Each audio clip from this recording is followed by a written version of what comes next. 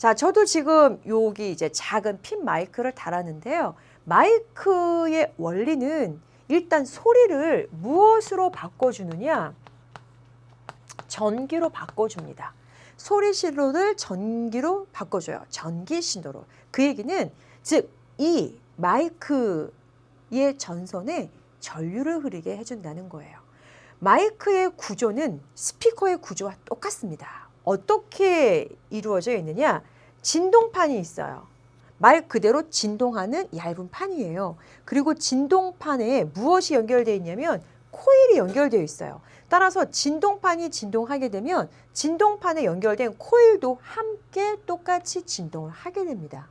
그리고 무엇이 있느냐? 자석이 있어요. 연구자가 붙어 있는 것은 전자석이 아니란 얘기예요. 막대 자석, 뭐 말굽 자석, 혹은 뭐 원형, 그러니까 원기둥 모양의 자석, 그러한 것들을 연구 자석이라고 부릅니다.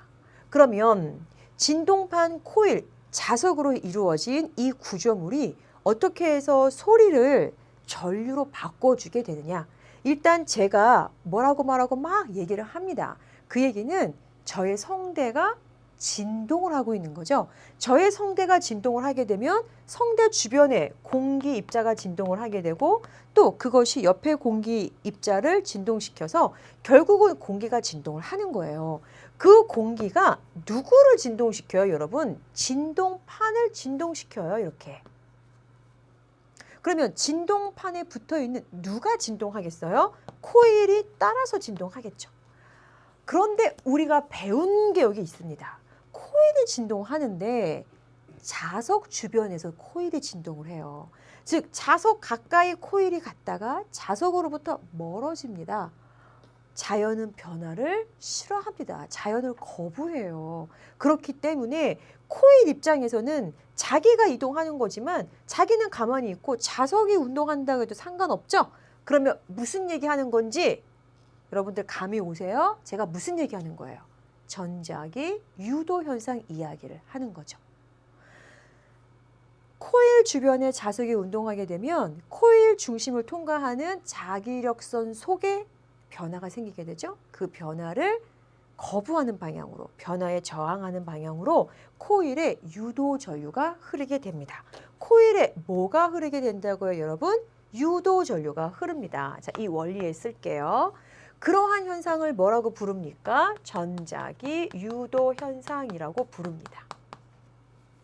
그런데 이때 주의하실 점은 코일이 자석에 가까이 갔을 때 코일에 흐르는 전류의 방향과 코일이 자석으로부터 멀어졌을 때 코일에 흐르는 전류의 방향이 어떻게 될까요, 여러분? 그렇죠. 반대로 바뀝니다. 이렇게 전류의 방향이 바뀌는 전류를 우리가 무엇이라고 부르느냐? 교류라고 부릅니다.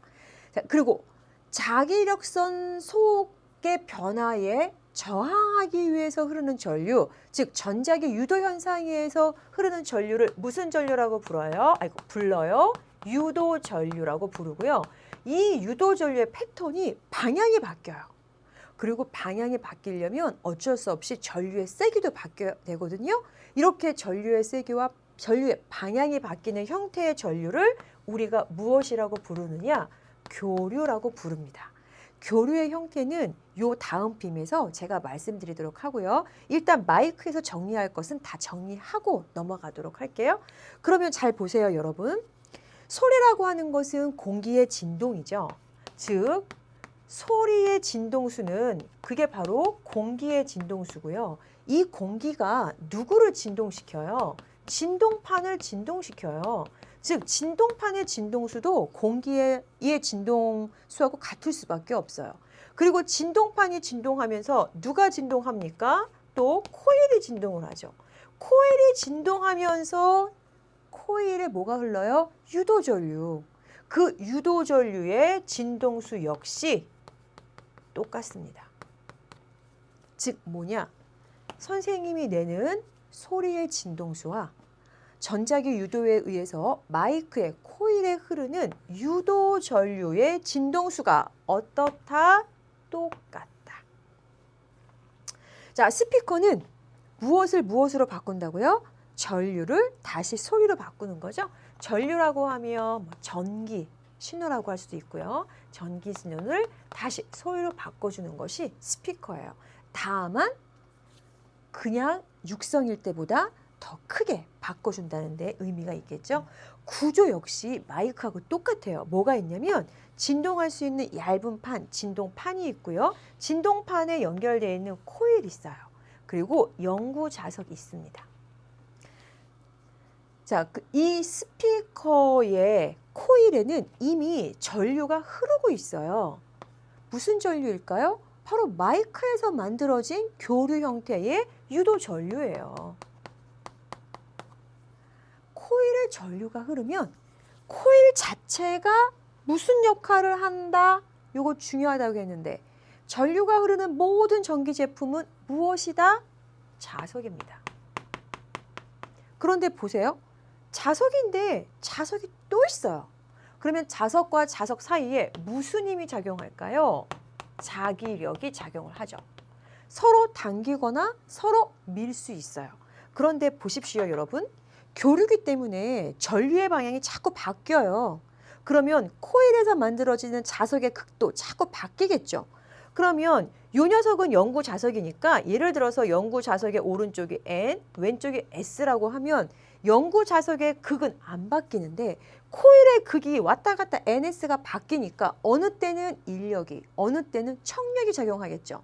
그러니까 코일이 이렇게 진동하게 될 거예요. 인력, 청력에 의해서. 그러면 코일에 붙어있는 진동판도 어쩔 수 없이 진동하겠죠. 이 진동판이 진동하면서 누구를 진동시켜요?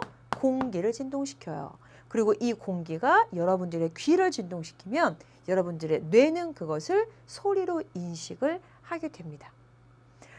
그러니까 마이크 같은 경우에서는 먼저 진동판이 진동하고 코일이 진동하면서 유도전류가 흘렀잖아요. 근데 스피커는 이미 스피커에 있는 코일에 유도전류가 흐르고 있기 때문에 스피커의 코일 자체가 자석, 그래서 주변에 있는 자석과 인력, 청력이 번갈아 가면서 이제는 코일이 진동하고 진동판이 진동하고 그 진동판이 소리를 진동시켜서 소리를 내게 하는 겁니다. 마이크로 들어간 소리가 어떻게 스피커를 통해서 나오느냐, 바로 그 과정인데요. 마이크와 스피커의 구성은 똑같습니다. 신기하죠? 진동판, 코일, 자석이 있고요. 자, 마이크는 소리를 무엇으로 바꿔줍니까? 전기로 바꿔주죠. 그래서 마이크의 코일에는 교류 형태의 유도, 전류가 흐르게 됩니다. 증폭기가 있어요. 증폭기라고 하는 것은 소리의 신호를 크게 해주는 거죠. 바로 트랜지스터입니다. 우리 배웠잖아요. 증폭작용을 하는 앰프라고도 부르죠. 진폭을 크게 해주면 그 진폭을 키운 그 전기 신호를 다시 뭘로 바꿔줘야 돼요? 소리로 바꿔줘야 되죠. 그 역할을 하는 것이 바로 스피커입니다.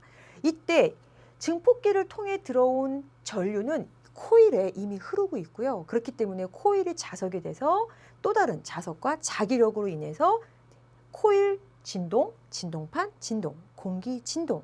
그래서 우리 귀는 소리로 인식을 하게 되는 겁니다. 이때 마이크로 들어오는 소리의 진동수, 이것은 결국 마이크의 코일에 흐르는 유도 전류의 진동수하고 똑같고요. 이 유도 전류의 진동수 역시 뭐하고 똑같냐면 진동판의 진동수하고 똑같아요. 그런 얘기는 진동판이 진동하는 대로 그대로 공기를 진동시키고 그 공기의 진동이 소리니까 진동수는 바뀌지 않습니다. 그러니까 제가 쏠 하고 마이크로 하면 스피커로 나오는 소리의 높이도 쏠인 거죠. 다만 그 크기만 커질 뿐인 거죠. 물론 요즘에는 볼륨을 조절할 수 있게 되어 있지만 기본적인 마이크 그리고 스피커의 원리는 이렇다는 것을 기억을 하시고요.